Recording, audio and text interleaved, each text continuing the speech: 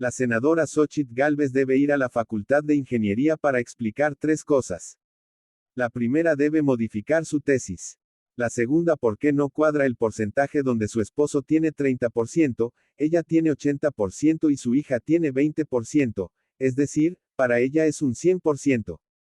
Y la tercera, ¿por qué ella quiere usar temporalmente funciones logarítmicas para los jóvenes y adultos mayores, pero pone acento a la función exponencial de sus negocios, desde el gobierno de Fox? En un rango, algunos de los mandos superiores del Poder Judicial de la Federación, PJF, utiliza la función de intereses exponenciales, sin embargo, la función logarítmica les conviene como herramienta cuando hablan de sus trabajadores.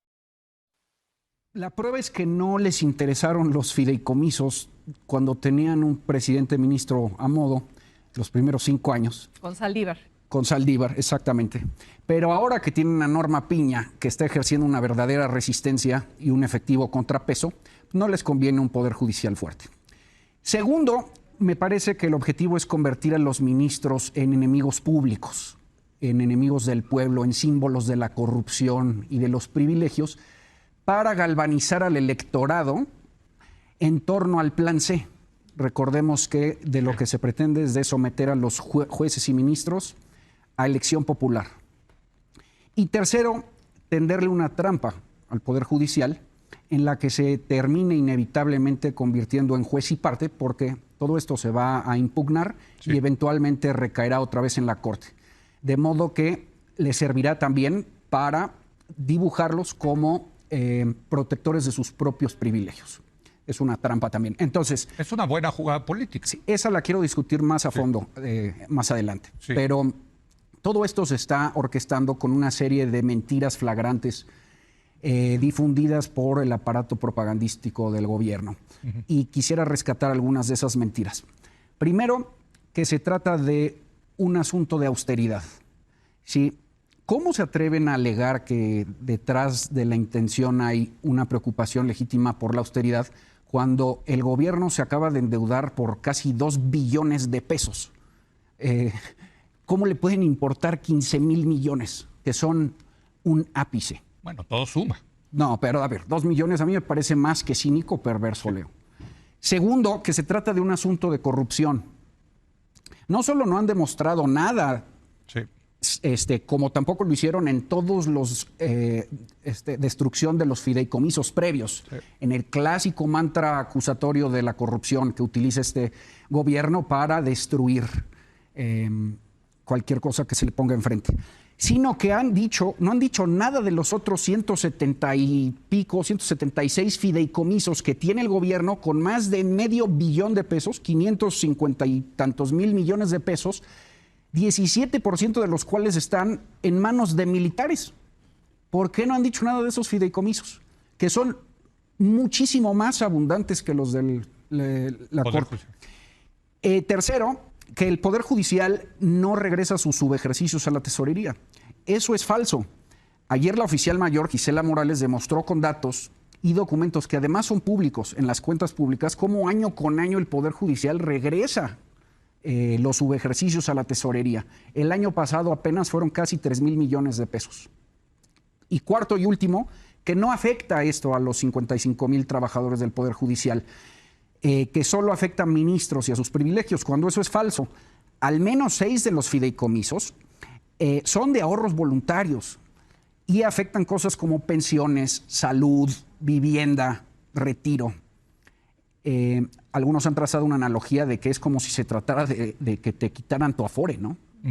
Bueno. Entonces, yo creo que se trata de una gran mentira y un acto orquestado desde el poder para debilitar un contrapeso. Renata, para debilitar al Poder Judicial. Bueno, no sé si empezar con mi argumento y quizá nada más 2 aclaraciones que creo que hemos estado ida y vuelta. Lo de que no se regresan, dice ayer la oficial, no se regresan en los últimos 6 años. Pero hoy el comunicado de la Suprema Corte dice el inicio, el origen, que es lo que decía Vanessa la semana pasada. Vanessa Romero en esta mesa, el origen de cómo empiezan a tener esos, ahí es donde ese dinero tuvo que haber regresado a la tesorería. Y lo de los trabajadores, hay en 4 ocasiones, ahí traigo las páginas del dictamen, se explícitamente se dice que si hay derechos adquiridos, ese dinero va primero, se paga, se garantiza eso, y ya después lo demás se desaparece. Ahora sí, un poco como mi argumento general. Lo primero, a mí me parece importante retomar esto que dice Vanessa justo en la mesa pasada, de que nos gustan los contrapesos de un lado, pero no nos incomodan de los otros, ¿no? Si es un contrapeso del Poder Judicial al Poder Ejecutivo, qué bueno, pero si es del Poder Legislativo o del Poder Ejecutivo al Poder Judicial, eso no nos gusta. Lo segundo es que creo que es importante entender cómo llegamos aquí, a este punto. Y creo que ha habido una posición muy rígida e inamovible por parte del Poder Judicial, que los lleva a dos errores, uno ético, uno político. El ético es todos estos excesos que hemos visto, 200,000 pesos para comidas, 3 iPads, 44 millones para tintorería, etcétera, ¿no? Pero además es un error político, creo yo, porque permite que Morena precisamente exhiba estos excesos y gane la narrativa.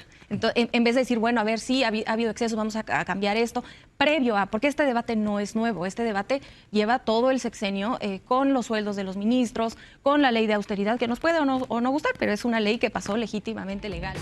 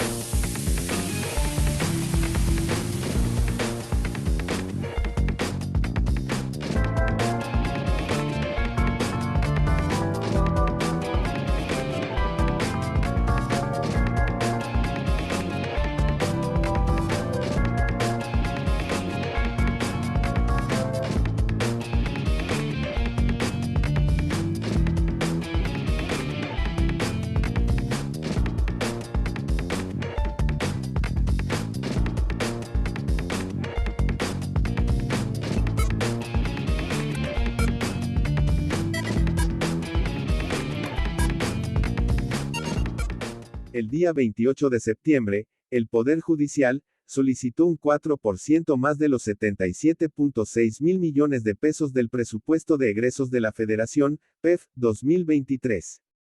Una semana más, el titular de la Secretaría de Hacienda y Crédito Público, Hacienda, anunció a los diputados el paquete económico que incluye el proyecto del PEF 2024, donde se envió, para el PJF, 84.8 mil millones de pesos. Ándale. El día 10 de octubre, diputadas y diputados de la Comisión de Presupuesto y Cuenta Pública estuvieron debatiendo 14 fondos y fideicomisos del Poder Judicial. Luego, Morena, con sus aliados, tuvieron 27 votos a favor de la eliminación de 15.4 mil millones de pesos de los 13 fondos y fideicomisos. La oposición tuvieron 22 votos, en contra. En la lista de votos, solamente fue una abstención. 7 días después, el Pleno de la Cámara de Diputados discutió los fideicomisos. Posteriormente, por 259 votos a favor, 205 en contra y una abstención, se aprobó el recorte de 13 fideicomisos y se envió el dictamen a la Cámara de Senadores. Debido a lo cual, el Poder Judicial y el Sindicato de Trabajadores del Poder Judicial de la Federación están molestos, de tal modo que se inició un paro de labores, desde el día 20, hasta el día 24, de octubre. Por lo que se convocó a la marcha del domingo 22. Recontra ándale. Postdata. El líder del gremio Jesús Gilberto González Pimentel, comisionado del Sindicato de Trabajadores del Poder Judicial de la Federación, presentó su declaración patrimonial con la mayoría de los incisos en blanco.